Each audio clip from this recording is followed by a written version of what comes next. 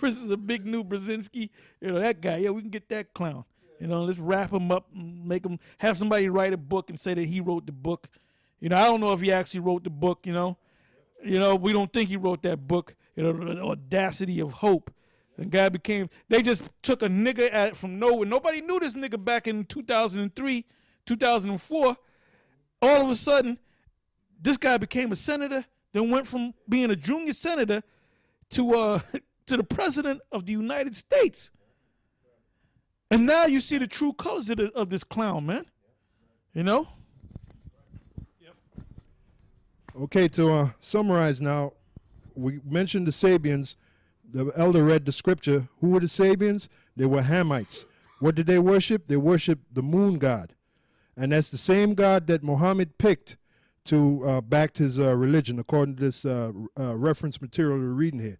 Now, if you go to this webpage, Islam, Truth or Myth, it tells you the name of the moon god, which the name was the Hubble, or the name was Hubble, which that's where you get the Hubble telescope from, which shows you that Esau, just like the Hamites, just like the Ishmaelites, all worship the moon god. All right? Now, and by the way, the moon god, the symbol was a statue with a crescent moon on his chest. Now, I'll read on dealing with Muhammad. In the Vatican briefing, Cardinal B told us the story. Now, this is Albert Rivera recanting the story or the creation of Muhammad and this religion.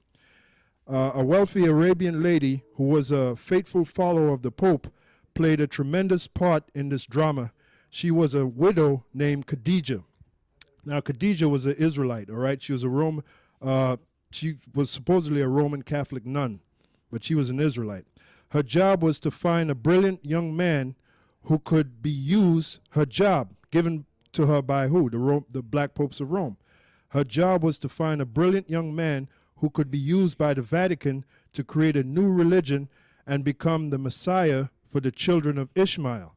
She soon found young Muhammad and they were married. See, that was an assignment given to this Hebrew Israelite woman by the Black Popes of Rome.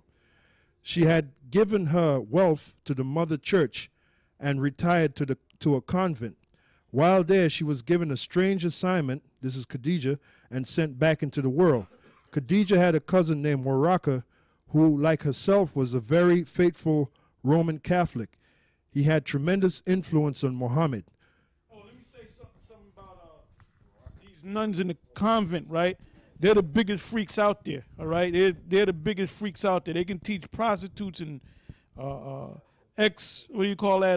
X-rated movie stars. They can teach them porn films. They can teach them a whole lot of new stuff. And what they do in the church, they become virgins for Christ, so to speak. But if the head priest or the Pope has them for a special mission, they'll say, well, go, I want you to get with this guy, have sex with him, snort cocaine. They'll do it. They'll do it, man.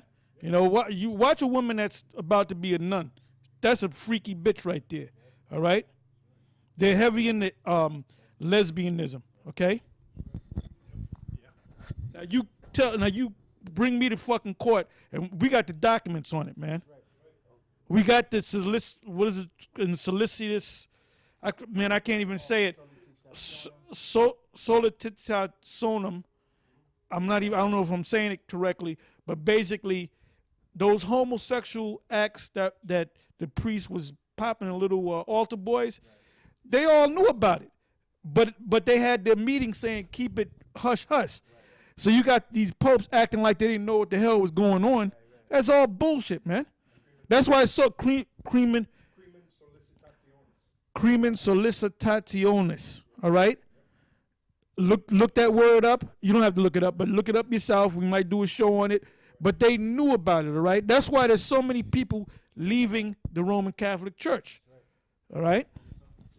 And then those confession booths, that's where they solicit these little young boys from, all right? Them confession booths.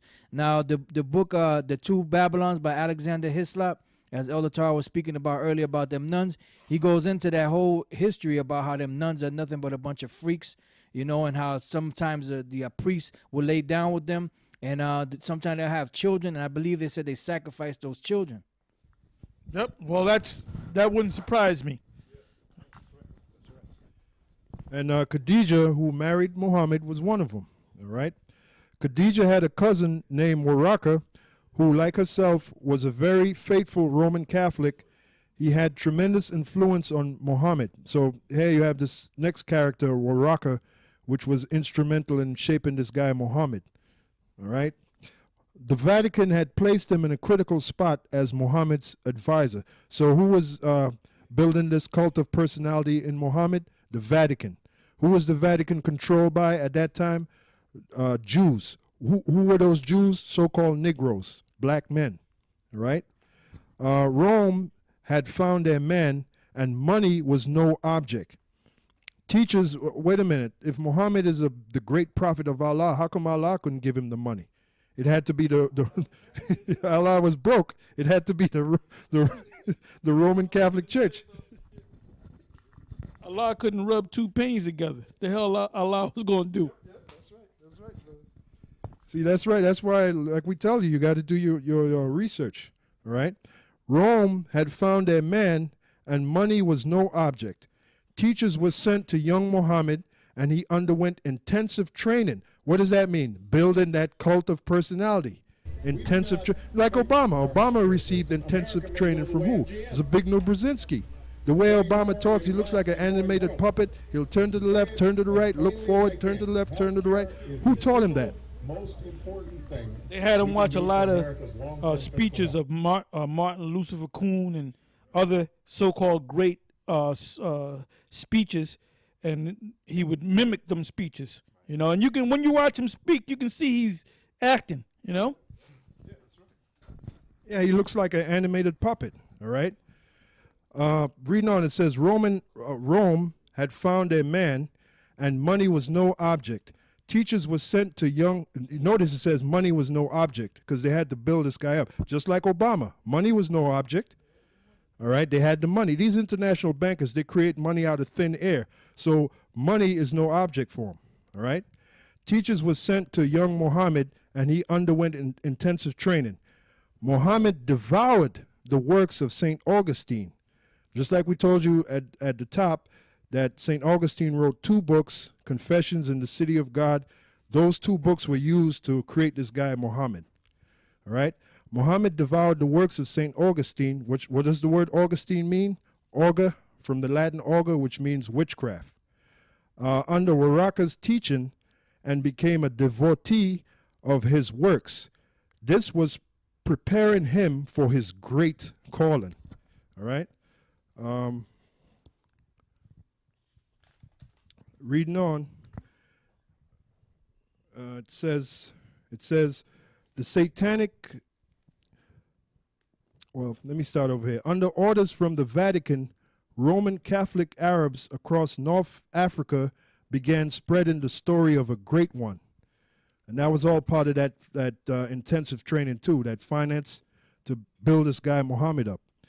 Reading on, it says, who was about to rise up among the people and be the chosen one of their God.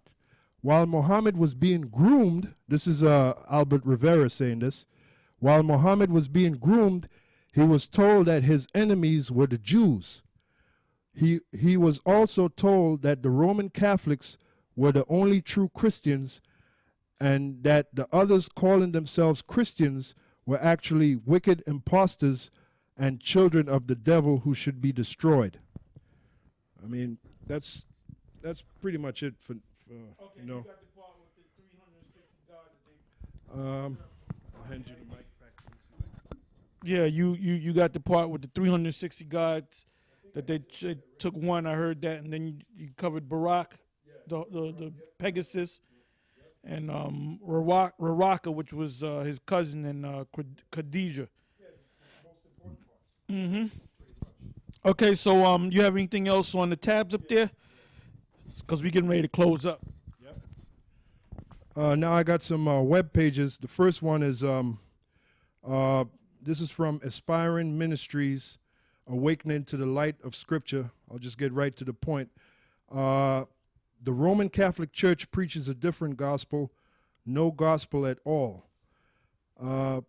in his recent book, Finding Our Way Again, emergence guru Brian McLaren makes the following ridiculous statements, and nary an eyebrow is raised. Christianity, Islam, and Judaism have more in common than many people realize, because they all share a primal narrative and they all flow from a common sacred fountainhead, a single figure at once famous and mysterious